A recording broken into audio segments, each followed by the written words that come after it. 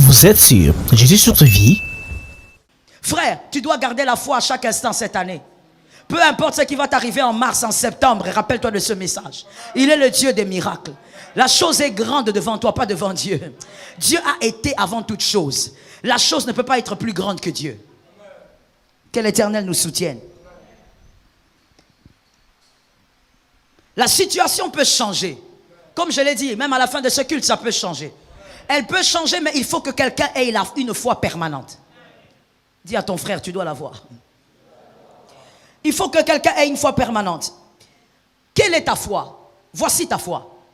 Qui a envoyé Moïse en Égypte? C'est Dieu. Celui qui a envoyé en Égypte sera en Égypte. Celui qui t'a permis de vivre en 2020, les autres sont morts à minuit aujourd'hui. D'autres, pendant que tu m'entends, il y a des autres qui sont en train de mourir, de tomber, de mourir. Plusieurs d'ailleurs dans le monde entier. Certains sont en train de faire des AVC en ce moment même. Il y a d'autres qui sont au chevet du lit de leurs enfants. L'enfant est en train de partir. Pendant que toi tu m'entends. Donc si tu es vivant aujourd'hui, si tes enfants sont là, ce n'est la force de rien d'autre que de la volonté de Dieu. Celui qui t'a permis d'entrer en 2020, celui qui t'a envoyé en 2020, sera avec toi en 2020. C'est celui-là qui pourra agir. C'est la foi que tu dois avoir. Je ne suis pas en 2020 par moi-même. Je suis là à cause d'un Dieu. Tu ne saisis pas cette saison par toi-même. Tu la saisiras à cause d'un Dieu. Du Dieu qui a permis que tu sois vivant. Je dis à quelqu'un, celui qui t'a envoyé en Égypte sera avec toi en Égypte. C'est la foi que tu dois garder. La foi que moi je suis là, pas à cause d'un homme. Il y a une soeur qui me disait, on est en train de me monter des affaires au travail, on veut absolument me casser. J'ai tellement des jaloux qui sont en train de dire des choses, qui vont dire des choses à mon chef. Je lui ai dit, tu n'es pas là par un homme. Tu es là parce qu'une prophétie était sortie. Et l'Éternel t'a placé. Tant que c'est l'Éternel qui t'envoie, qui te place, tu vivras des miracles à cause de l'Éternel. C'est la foi que tu dois garder. La fidélité de Dieu fera le reste. La deuxième chose que Dieu a fait, a voulu faire comprendre en changeant la verge en serpent. La deuxième chose, Dieu démontre qu'il peut transformer une verge en serpent. Précisément un serpent. L'un des animaux les plus venimeux et dangereux. Gloire à Dieu pour la grâce. Dieu ne change pas la verge en caméléon. Il ne change pas la verge en mouton. Dieu change la verge en serpent. L'un des animaux les plus dangereux, frère, s'il est petit, si tu le remarques là à tes pieds, tu vas bouger à un niveau incroyable.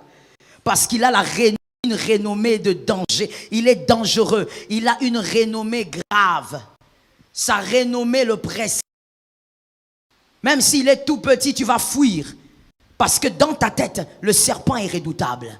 Écoute-moi très bien. Dieu voulait démontrer à Pharaon qu'au-dedans de Moïse, lui qui semblait simple, il n'était qu'un berger. Lui qui n'avait que 80 ans. Lui qui n'était personne devant Pharaon, qui était vénéré comme un dieu en Égypte. Du dedans de Moïse allaient sortir des choses redoutables. Dieu voulait démontrer à Pharaon que le petit Moïse que tu vois est capable de sortir des choses redoutables. La faiblesse ne veut pas dire... La faiblesse de Moïse ne voulait pas dire tout ce qu'il y avait. L'apparence ne révélait pas tout ce qu'il y avait. Et c'est ça des fois les humains. Les humains, nous sommes focalisés sur l'apparence. Et par l'apparence, nous définissons les hommes. Mais avec Dieu, des choses viles sortent des grandes choses. Des choses faibles sortent des grandes choses. Dieu voulait démontrer à Pharaon, Dieu voulait démontrer à Moïse, malgré ta faiblesse, malgré ton apparence, des choses redoutables peuvent sortir de toi. Tu es dangereux quoi qu'étant faible. Je dis à quelqu'un cette année, Dieu va te démontrer, si tu crois évidemment, plusieurs fois il va te démontrer que malgré ce que tu es, des choses puissantes peuvent sortir de toi. Des choses redoutables peuvent sortir de toi. Des choses que tu n'imaginais pas peuvent sortir de toi. D'un petit David peut sortir un roi. Ça tombe sur ta vie. Des choses les plus négligées peuvent sortir des choses grandes. Voilà pourquoi, frère, ne regarde pas ton voisin en le définissant. Ne définis pas ton voisin par l'apparence. Ne définis pas ton voisin par sa chemise. Si tu définis ton voisin par sa chemise, tu es païen. Et il y a même des païens qui ne définissent pas les gens par l'apparence parce qu'ils ont une petite intelligence de savoir que la vie est compliquée. Que l'apparence ne veut rien dire. Pharaon pouvait regarder Moïse et dire, toi, qu'est-ce que tu vas me faire? Sors de mon pays, sors, quitte devant moi. Je le chassais comme un chien, mais de lui est sorti un serpent. Je dis à quelqu'un, de toi cette année sortiront des choses puissantes. Il faut que tu croies de manière permanente. Ne fais pas attention au nom de ta famille. Dis à quelqu'un, moi je ne fais pas attention à ça. Je t'ai entendu avec faiblesse. Je dis à un voisin, moi je ne fais pas attention à ça. Ne fais pas attention à la chemise que tu as portée. Ne fais pas attention à ton pantalon. Dieu aime les choses viles. Que quelqu'un dise, Dieu aime les choses viles. Dieu aime les choses viles. Des choses viles, il va sortir des choses puissantes. Les hommes diront cette année, non, pourquoi je dis ça? Les hommes diront avant le mois de septembre, ah, est-ce que vraiment c'est toi? Est-ce que c'est de toi que sont sorties ces choses? Oui, c'est de toi que sont sorties ces choses. Parce que ta gloire dépend de Dieu. Ça ne dépend pas de ton apparence d'aujourd'hui. Dieu sait cacher des choses grandes dans des hommes faibles. Dieu aime cacher des choses puissantes dans les bâtons d'un berger. C'est dans les choses faibles que Dieu ressort des choses puissantes. Tu dois croire en cette dimension de miracle. Même lorsque Dieu permet que tu touches le fond, oh je dis à quelqu'un, même si Dieu permet que tu touches vraiment le fond, il est le Dieu qui sort des choses glorieuses même quand on touche le fond. Je vais dire ça, c'est une prophétie pour quelqu'un. Écoute-moi très bien. Dieu n'a pas besoin de t'amener au sommet pour que les choses puissantes sortent de toi. Même quand tu es dans le fond, même quand tu touches le fond, même quand tu es dans la vallée, Dieu peut sortir des choses glorieuses alors que tu es dans la vallée. Est-ce que quelqu'un m'entend? David n'a pas tué Goliath parce qu'il était roi. Et David n'a pas tué Goliath parce qu'il était dans le palais. David a tué Goliath alors qu'il était derrière les brebis. Des choses puissantes sortiront de toi, seulement telles que tu es là. Dieu n'a pas besoin de te maquiller plus que ça. Dieu n'a pas besoin de changer ton décor plus que ça. Seulement tel que tu es là. Tout ce dont il a besoin, c'est de la foi. Une foi permanente. Et des choses que tu n'imaginais pas vont sortir de toi. Au-delà des prophéties entendues. Je dis, Dieu n'est pas seulement dans la prophétie, il est bien au-delà. Et tu verras ces choses par la foi. L'homme respecte le paraître. Oui, l'homme est comme ça. L'homme respecte les apparats. Mais Dieu, lui, il aime la faiblesse. Dieu cherche la faiblesse. Les personnes faibles qui ne deviennent pas fortes, ce sont les personnes faibles qui n'ont pas la foi. Les personnes faibles qui finissent par devenir fortes, ce sont des personnes qui ont été faibles, mais qui ont gardé la foi. Garde la foi. Perds les vêtements, garde la foi. Perds les amis, garde la foi. Je parle à quelqu'un. L'année est longue, il faut prendre ça. Perds les relations, garde la foi. Perds l'argent, garde la foi. Même si ton compte bancaire est vide, garde la foi. Parce que c'est par la foi que Dieu sortira des choses puissantes de toi. Même nous qui prions pour toi, nous ne voyons pas ce qui est en toi. Mais ça sortira. Et les hommes diront, le serpent est sorti. Oui, le serpent est sorti. Une chose redoutable pourra sortir. Garde la foi. Perds ta santé, garde la foi. L'Éternel est vivant. Des choses incroyables peuvent sortir des personnes qu'on ne regarde pas. J'aime ces genres de personnes-là. Les personnes qu'on ne regarde pas.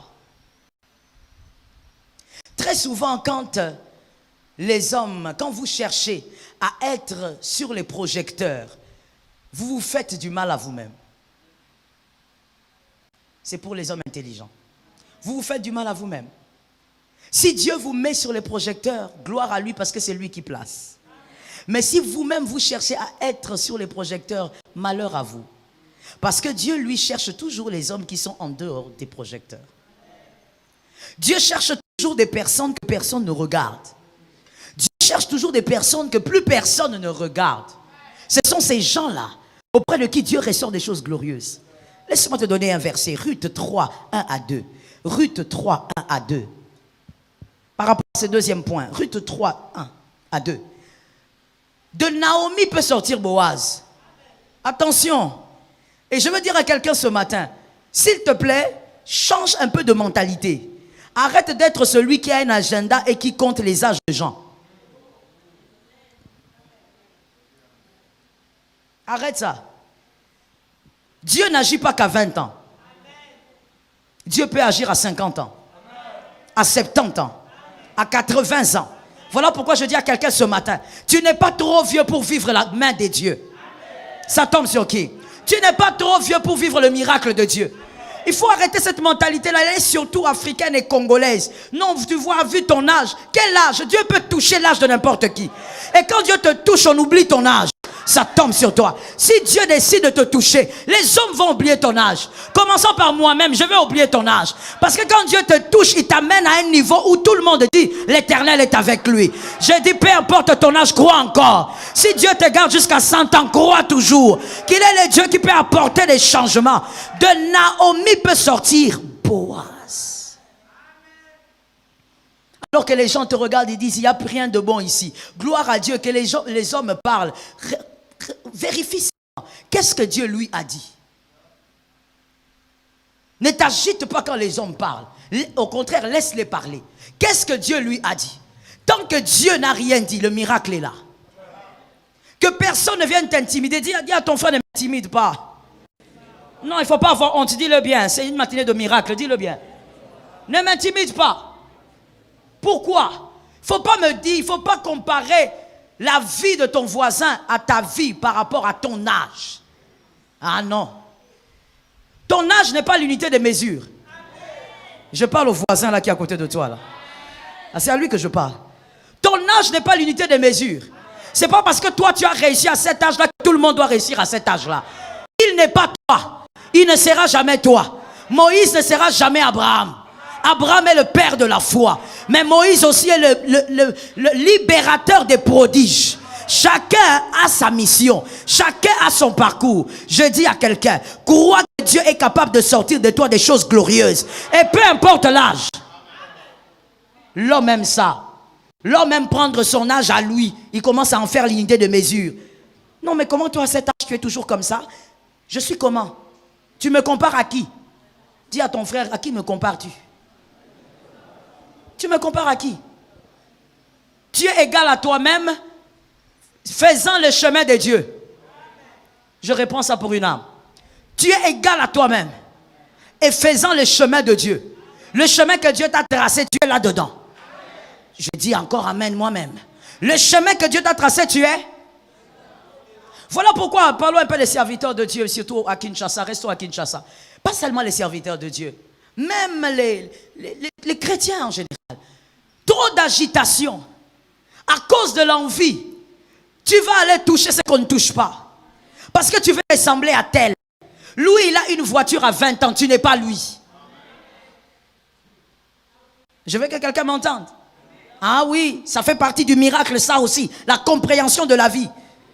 Lui, il a une femme à 25 ans, tu n'es pas lui. Moi, j'ai vu même à l'AENA, seulement à l'AENA, je ne vais pas à l'œil de Jésus. Des gens s'est mariés par concurrence. Parce que tel s'est marié, lui aussi doit se marier. On ne se marie pas par concurrence. On se marie parce que c'est ton temps. Tu sens que Dieu maintenant est avec toi et qu'il est temps que tu te maries. Tu vas avoir des enfants parce qu'un autre a eu des enfants. Frère, Abraham n'est pas Moïse. J'ai besoin d'un amen. Oui, j'en ai besoin. Élie n'est pas Élisée. Élisée avait la double onction, mais il est mort avec. Élie n'avait qu'une seule onction, on va le dire comme ça. Mais Élie, la terre ne l'a pas accepté. Le ciel l'a reçu. Élie n'est pas Élisée. L'envie va te tuer. Sors de l'envie. Merci. Sors de la convoitise. Accepte la vie que Dieu te donne et crois au miracle. Crois que Dieu agira avec toi là. De toi sortiront des choses glorieuses. Ne cherche pas à être l'autre. Non, je dois prêcher comme tel. Non, je dois faire comme ceci. Tu sais, quand tu dis que tu dois prêcher comme tel, il faut d'abord commencer par comprendre que tu dois donc te mettre à genoux aussi comme lui. On ne cherche pas la prédication sans les genoux. C'est ça la convoitise. Voilà pourquoi tout le monde veut être célèbre, tout le monde veut être vu. Tout le monde veut qu'on entende parler de lui. Mon frère, tout le monde ne sera pas forcément au sommet. Il y a aussi des gens qui seront au sommet, mais qui seront silencieux au sommet. Toutes les voix ne seront pas entendues au sommet. Le sommet ne veut pas forcément dire que tout le monde t'entende. Il y a des gens qui seront au sommet, mais on n'entendra pas ta voix. Je répète, Élie n'est pas Élisée. Si tu as déjà lu la parole, tu vas comprendre ça. Élie n'est pas Élisée. Tu dois guérir de ça. Que les sœurs disent, je guéris. Surtout les sœurs. Tu veux te marier, avoir cet homme-là comme l'autre a. Tu veux avoir la maison que ta copine a. Tu n'es pas ta copine. Elle n'a pas ta vie. Elle s'est mariée à 20 ans, c'est son parcours. Je parle à un homme intelligent. Tu veux te marier, tu te dis tu veux te marier à 30 ans. Non, je suis en retard. Tu es en retard par rapport à qui? Parce que le retard, c'est toujours par rapport à quelque chose. Tu es en retard par rapport à qui? Ça aussi, les pasteurs, nous devons nous convertir. Nous devons nous repentir aussi. Parce que je crois que nous aussi, les pasteurs, nous vous avons induit en erreur. Tu es en retard par rapport à qui? Non, elle s'est mariée à 15 ans. Elle s'est mariée à 25 ans. Moi, je suis toujours comme ça. Tu es comment? Tu es dans ton parcours. Dis à ton frère, je suis dans mon parcours. Non, ne le dis pas comme une récitation, sois convaincu. Dis-lui, je suis dans mon parcours. Toi-même, quand tu le dis, tu sens que tu es rassuré. Que tu es dans ton parcours. Pas d'intimidation, s'il vous plaît. Oh, je dis à quelqu'un, tu ne vivras pas qu'au Congo. Tu feras le monde entier. Mais qu'aucune personne, qu'aucun serviteur de Dieu ne te dise, tu es en retard. Tu n'es pas en retard. Tu es dans ton parcours. Et tu fais ton parcours selon Dieu. Est-ce que quelqu'un m'entend bien? Quand tu dis, je suis en retard parce que l'autre s'est marié à 20 ans, dis-nous aussi, celle qui s'est mariée à 20 ans, à quel âge elle va mourir? Il faut tenir compte aussi de ça, non? Parce que le départ dépend aussi de l'arrivée. Tu dis qu'elle s'est mariée à 20 ans et tu trouves que toi tu es en retard. À quel âge celle-là va mourir? Peut-être que Dieu veut qu'elle fasse des choses très tôt parce qu'elle partira très tôt. Qu'est-ce que tu en sais? Tu veux que Dieu t'étale la vie des gens? Peut-être que celui-là s'est marié très tôt, il a fait des enfants tôt parce que le Seigneur sait qu'il n'arrivera pas à 60 ans, il va partir. Toi, tu veux courir comme celui qui va mourir à 60 ans? Respecte ton parcours. Que quelqu'un dise à son cœur, je sors l'envie de mon cœur. Bien-aimé, Dieu est le Dieu des miracles. De Naomi peut sortir, merci. De Naomi peut sortir Boaz. Et de la condamnation, qui est la croix, peut sortir le ciel. Le brigand meurt, mais le ciel peut sortir de lui. Des choses glorieuses peuvent sortir des hommes faibles. Moi, je dis à quelqu'un, que l'Éternel te donne cette foi-là. Ne méprise jamais un homme. Ne méprise jamais une femme. S'il a Dieu, respecte cet homme-là. Des choses glorieuses peuvent sortir n'importe quand. Moi, je crois fermement. La troisième chose que Dieu voulait démontrer à Pharaon, démontrer aussi à Moïse. Dieu fait sortir, Dieu permet à Moïse de jeter le serpent. Mais où est-ce que le serpent a été jeté? Puisqu'on l'a lu. Oui, c'était par terre, mais c'était exactement où? Dans quel espace? Dans le palais de Pharaon. Dieu ne dit pas à Moïse, c'est la troisième chose à écrire, à retenir. Dieu ne dit pas à Moïse, prends le bâton, va le jeter dehors et puis le serpent va apparaître. Non, jette-le là. Dans la maison de Pharaon. Dans ce palais luxueux là, jette le bâton du berger. Que l'Éternel nous fasse grâce. Dans ce palais luxueux là où Pharaon était honoré, vénéré, Dieu dit à Moïse, jette ça là, devant lui, dans ce palais là. Qu'est-ce que Dieu fera, celui qui croit? Dieu voulait démontrer aussi à Moïse que si tu gardes la foi, peu importe là où tu seras, je vais t'honorer. Et je veux même t'honorer au milieu de tes adversaires. Au milieu de l'occultisme, au milieu de la sorcellerie, Dieu honore le bâton d'un berger. Je dis à quelqu'un, il est le Dieu des miracles. Il va t'honorer là où l'humiliation s'était fait entendre. Je suis moi-même d'accord avec. Ça tombe sur moi 3 fois. Ah, j'aime ce que je dis, ça tombe sur moi 3 fois. Dieu veut te démontrer que peu importe ce que tu as vécu, il est capable de t'honorer là même. Il n'a pas besoin de te déplacer pour t'honorer. Sur le lieu de la honte sera le lieu de la gloire. Ça tombe sur toi. Sur le lieu de l'humiliation, là il y aura la gloire. Dieu va te donner la gloire du mont Carmel. La gloire du mont Carmel selon 2 rois, non 1 roi. La gloire du mont Carmel selon 1 roi 18, 30 à 38. 1 roi 18, 30 à 38.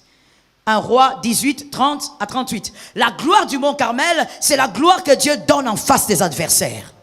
Devant tes adversaires, Dieu va te démontrer qu'il est le Dieu des miracles. Il ne craint pas tes adversaires. Il ne craint pas ton humiliation du passé. Il ne craint pas la honte du passé.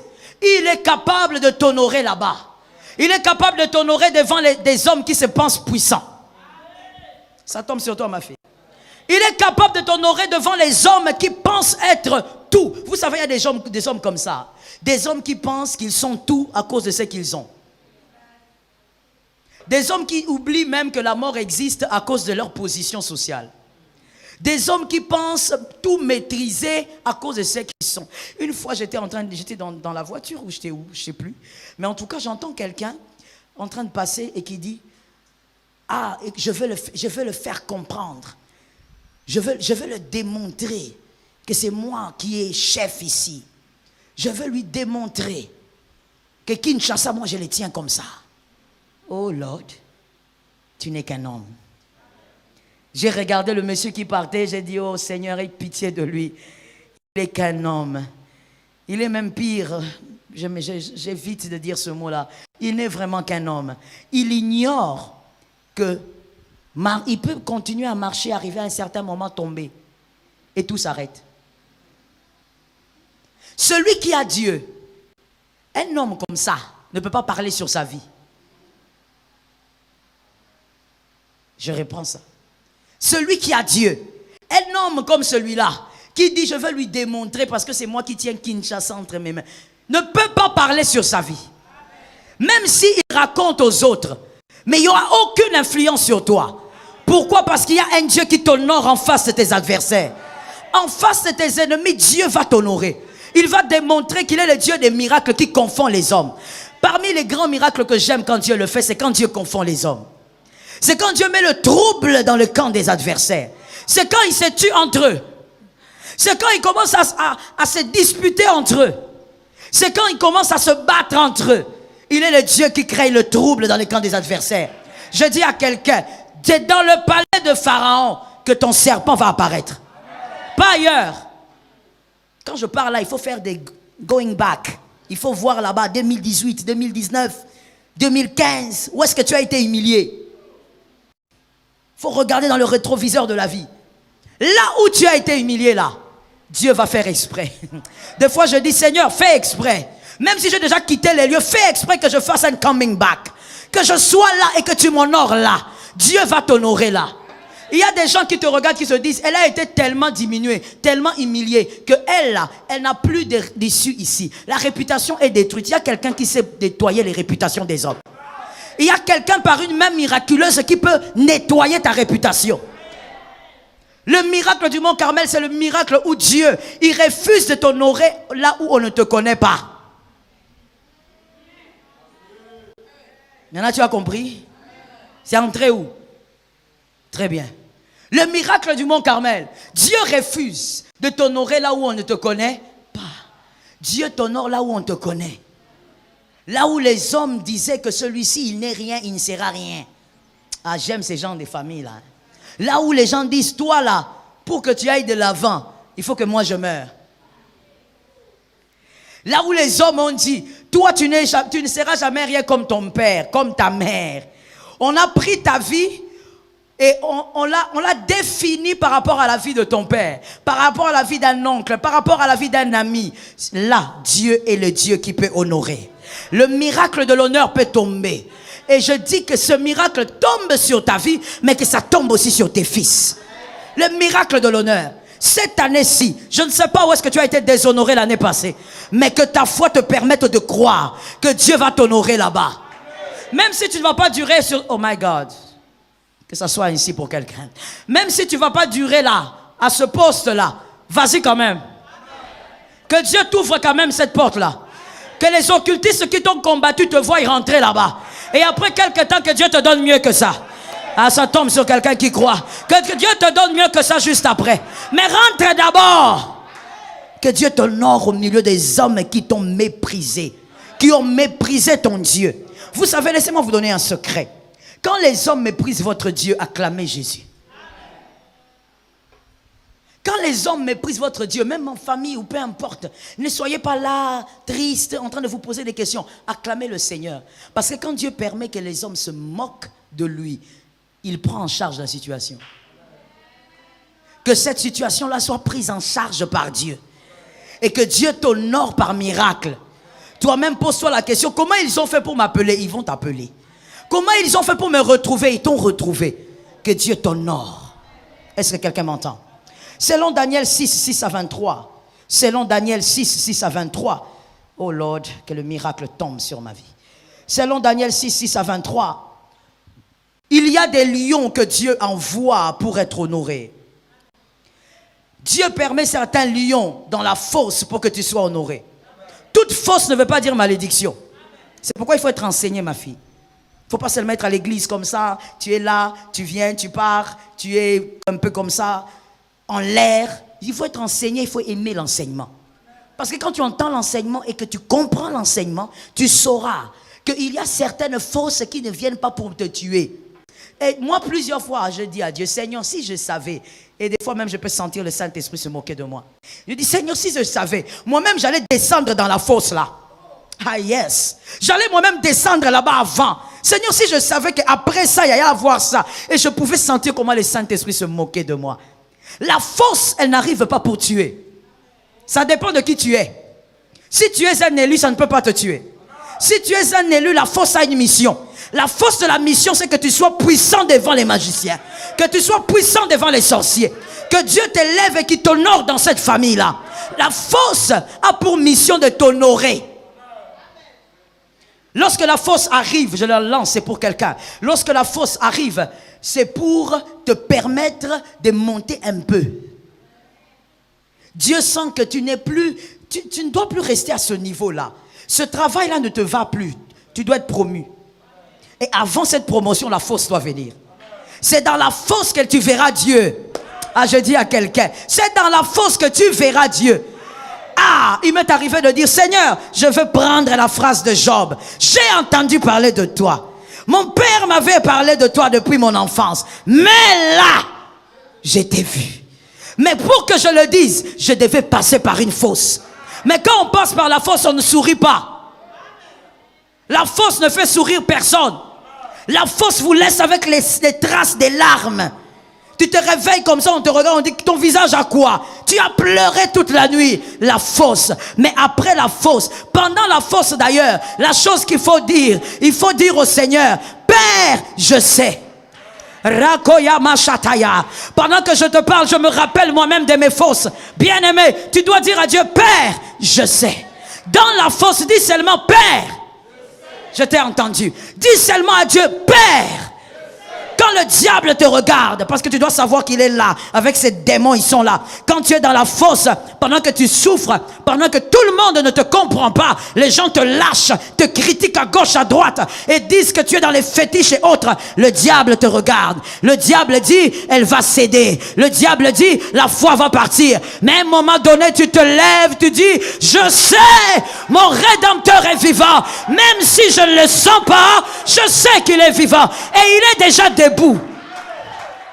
Il ne se lèvera pas le dernier. Le tien, il est déjà debout.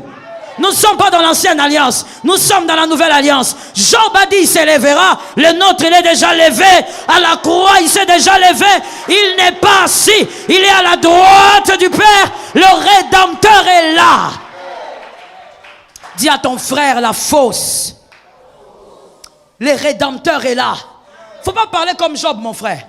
Nous ne sommes pas dans l'ancienne alliance. Quand tu veux prophétiser sur des paroles bibliques, il faut aussi te rappeler que tu es dans la nouvelle alliance. Job disait, il s'élèvera parce qu'il ne savait pas qu'un jour à la croix, il s'élèvera. Nous, il s'est déjà levé et il est déjà même ressuscité. La fosse vient pour t'honorer. Pourquoi? Parce que dans la fosse, Dieu est là. Il est avec toi dedans. Les anges sont autour et les démons aussi. Vous êtes sur Jésus sur ta vie?